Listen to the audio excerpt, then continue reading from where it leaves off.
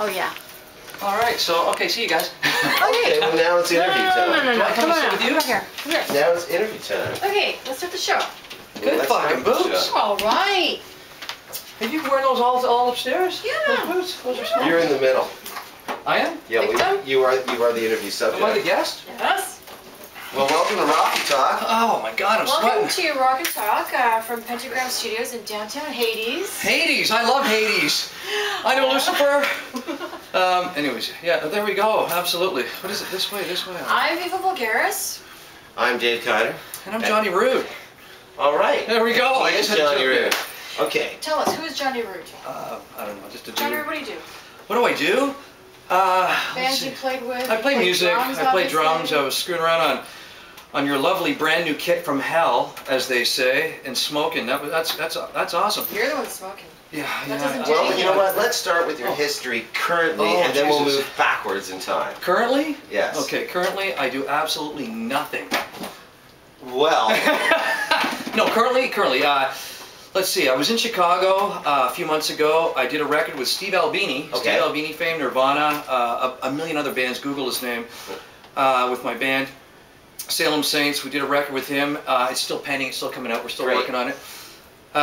Did you like working with him? Because you're a drummer, and I hear that he has a very interesting microphone technique on his drums. And like a lot of mics. A lot of mics, but he's roomy. He's ambient guy. Right. Okay. And I got to tell you the truth, I didn't know what to expect. I was not well versed in Steve Albini.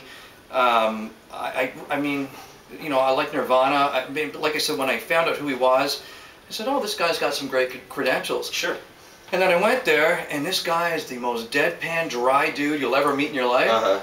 And for some odd reason, I just got along with him quickly.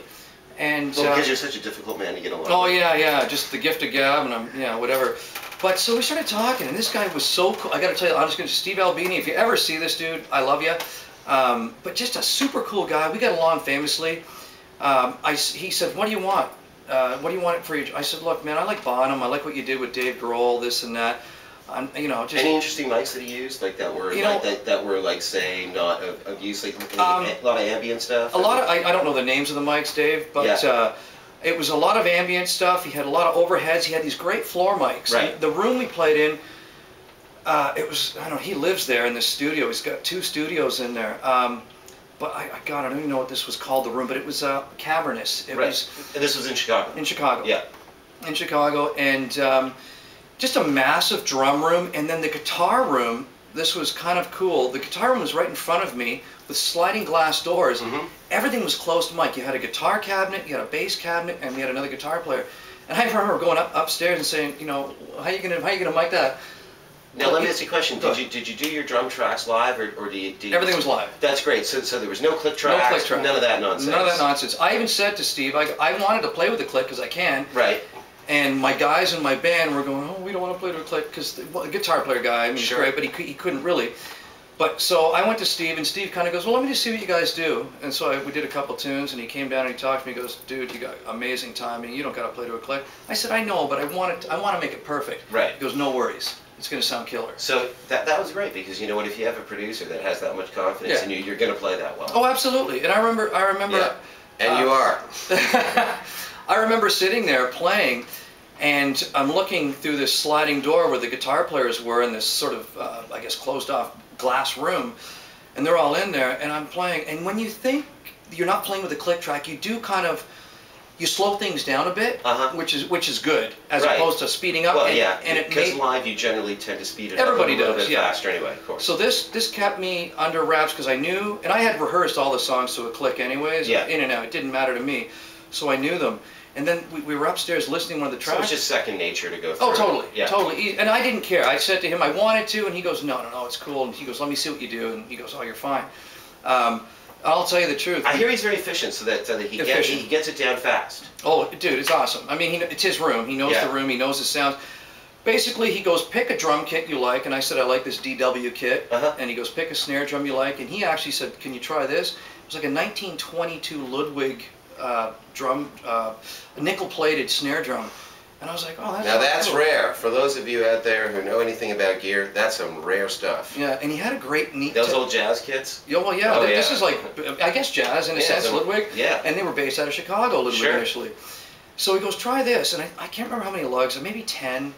But the cool thing was, after every song, he'd come down. Oh, this is my Wednesday 13. Keep talking.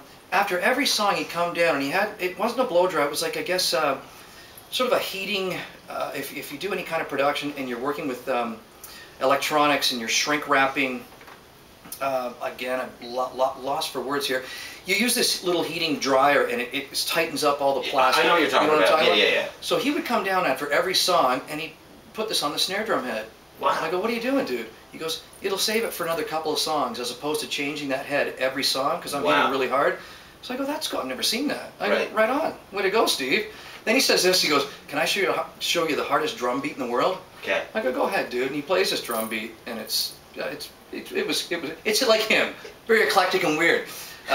So I said, what are you doing there? And it's just off time sort of stuff, but it was very cool beat. Yeah. So then we do the snare drum. I go back and we play another song. But I was finished. We did 11 songs. I was finished in 2 days. Yeah. There you go. I was done. That's efficient. That's me being efficient. Yeah. That's really good. Did you record? Does he record to tape, or do you? It's all tape. All tape. So you still 24 track tape. 24. It's 24 track 2-inch. Yeah. Fantastic. Yeah. He asked us. He goes, "What do you guys want to do?" He's got another studio downstairs. It's a digital studio, and he goes, "You know, I like doing this." So we said, "Sure," and that's what we wanted to do, just to get that. Again, I will advise anybody in this day and age, don't do that because it's a hell of a, you know too, it's a hell of a lot of work. It's tough to do. Sure is. Even Dave Grohl from Foo Fighters, he did one of the records a few years ago, and he went to tape, and he said, I'll never do that again. Why not? It's because it's not perfect. You want it to be perfect. It's tough. It's tough. It's a lot of work. A lot of people that I know in music, they tell me that analog is so much more depth and here's what it is. dimension. You know, there's a lot of arguments about it. You know, and I mean, ultimately going to tape is what we all want because I mean, fidelity-wise, because our ears are analog.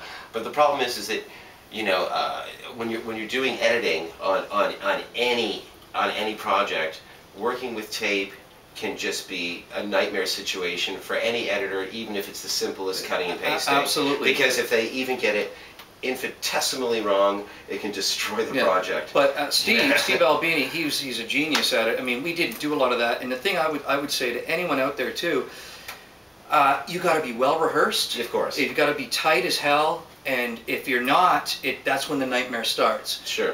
Fortunately for us, we were very tight. We were well rehearsed, and that's why we went this route. But I would still, I don't think I would do that again. I grew up doing that. We all grew up doing that, playing music. There was no such thing as digital. It was always to tape. And, you know, you listen back to it. And then, you know, playing with a click track is obviously good. And that was my thing. But you guys mastered probably to like 2 tracks. So yes, you go back to absolutely. So I mean, so everything is nice and warm no matter how you do it. It sounded great. Yeah. It sounds great. But I'm just, you know, saying, just going with analog and going to 2-inch tape. It's a tougher road.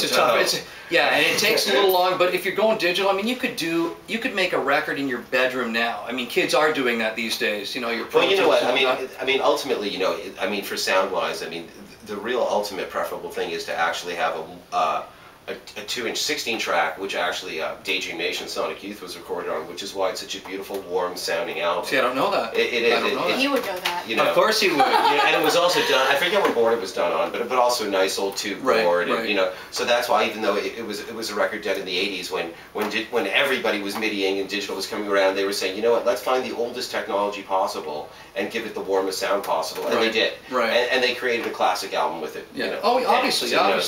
I love you, Dave. You so know everything. Yeah. So anyways, let's go back in time. Okay, so we did that. Was most recent.